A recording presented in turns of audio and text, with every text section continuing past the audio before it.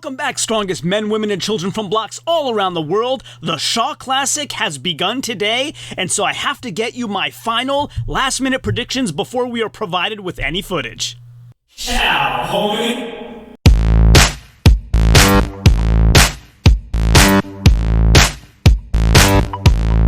Welcome to My Block Strongest Man, where we bring attention to the world of strongman and show you how you can mimic those activities using everyday objects all around your own property. If you haven't done so yet, consider subscribing and remember to hit that bell button for all notifications so you'll know whenever I provide all the valuable content every Monday, Wednesday, Friday, and Saturday. So without further ado, on to today's topic. As you've all been following my channel, you've seen I've done athlete spotlights on all of the competitors, followed by predictions, and changing my position based on guys that had to go out with injuries and other reasons, and new guys that came in. I've tried to give you the latest and the greatest and adjusted my predictions accordingly. So as you see here, these are all the videos that you've been watching so far, and so I had to give you my latest predictions today. So let's go have a look at that.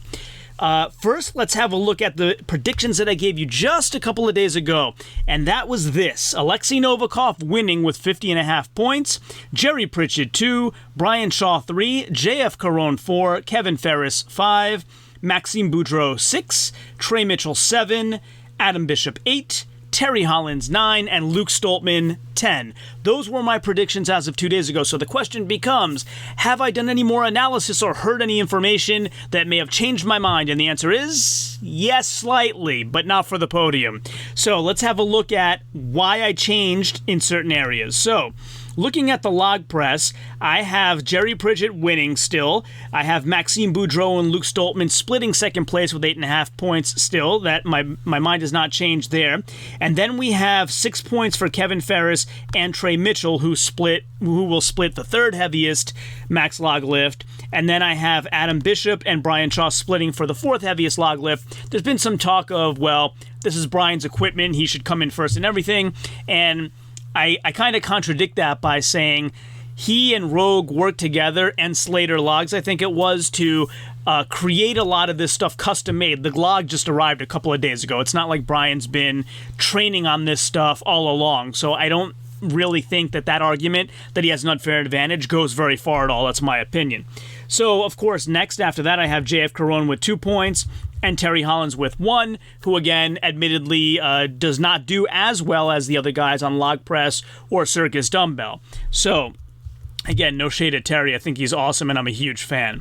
Super yoke, I have Adam Bishop winning the super yoke, Alexei with 9 points, Jerry Pritchett with 8, Kevin Ferris 7, JF Caron 6, Terry Hollins with 5 points. I think he'll do fairly well there. And 4 for Brian. Again, and people on other channels have made this point as well. The weight is not the problem for Brian. He's not as fast off the start as some of the other guys. I'm sure he could lift a heavier yoke than almost anybody here. It's just that when it's a race for distance, he just doesn't have that split-second timing like maybe he used to in the past, or maybe compared to these other guys. So 4 points for Brian there. Trey Mitchell, 3. And then I have 2 points going to Maxime Boudreau, who may surprise us here, I don't know. And then I have 1 point going to Luke Stoltman here. And again, I need to make the point of, these are 10 of the greatest strongmen in the world, so anybody I'm putting in last place in any of these events is not a slight. They're still incredibly amazing and losing by very slim margins to the other guys, so I just want to make that point abundantly clear. Farmers, I have Alexei winning. I have Kevin Ferris in second with 9 points, 8 points going to Jerry Pritchett, 7 going to Maxime Boudreau. Jerry and Maxime looked pretty evenly matched in their prep to this. That might even flip-flop. Maxime may even do better than Jerry there. We'll see. And interestingly, if Maxime does better than Jerry, I think that would be enough to bump him up a placing here. So then I have 6 points going to Terry Hollins. Again, I think he'll do very well in Farmers. Maybe even better than that placing as well. He did very well at World's Strongest Man, so we'll see. 5 points going to JF Caron, 4 for Brian Shaw here. Again, for the same reason. He's very strong, but maybe not the split-second timing of some of the other guys. Pardon me. 3 points for Adam Bishop, 2 for Luke Stoltman, and 1 for Trey Mitchell in this in this particular event. So a couple of these, like you'll notice, really, you've probably picked up the pattern so far. The pattern is that Adam Bishop and Trey Mitchell have flip-flop places from what I had previously. And the reason being, you can see that if we kind of go between the two, I had Trey Mitchell with 6 and Adam Bishop with 3.5 in the log press. That remained. I had Adam Bishop with 10 points and Trey Mitchell with 4 in the super yoke. So Adam Bishop 10 and Trey Mitchell 3. I ended up giving the 4 to Brian Shaw. So I bumped Brian Shaw up a position in super yoke. I kind of changed my mind a bit there between him and Trey. And then if you go to the farmers and see what changed there, you'll see that Trey Mitchell has 1 point and Adam Bishop has 3. That remained the same. So they just kind of flip-flop because of those other 2 events. All right, so moving on to deadlift. I don't think I changed anything there. I think Alexei will win it. Again, he was having some sort of shoulder therapy done on his Instagram. I'm discounting that. I didn't dock him anywhere for any of that, just like I didn't give Brian unfair advantages for living in Colorado. So these are kind of predictions based on ideal conditions. If any of those things come to fruition, of course, this will all get thrown asunder, if you will. So then I have 8, 8, and 8, a 3-way tie for the second highest deadlift weight between Jerry Pritchett, among, when you have more than 2, it's among, Jerry Pritchett, JF Carone, and Adam Bishop. And then I have a tie with Trey Mitchell and Terry Hollins for 5.5 points each at the next highest weight.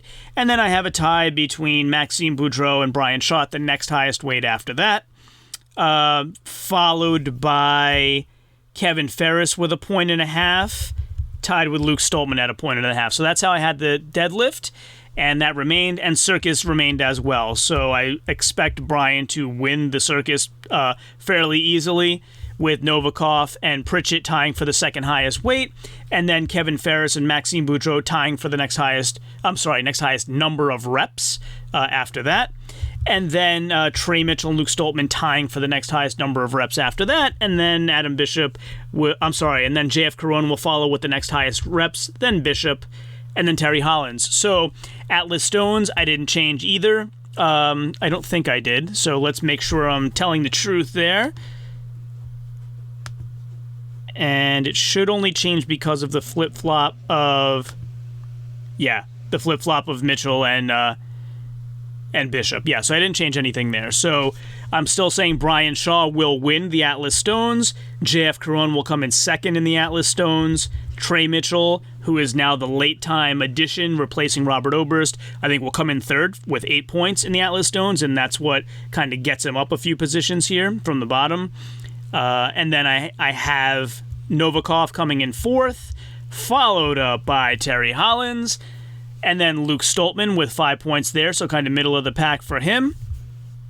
Followed by Jerry Pritchett, who gassed out at World's Strongest Man, admittedly, on the Atlas Stones, and it's again last, so and it's a fair number of stones, so he may have the same sort of issue, especially given the thin air.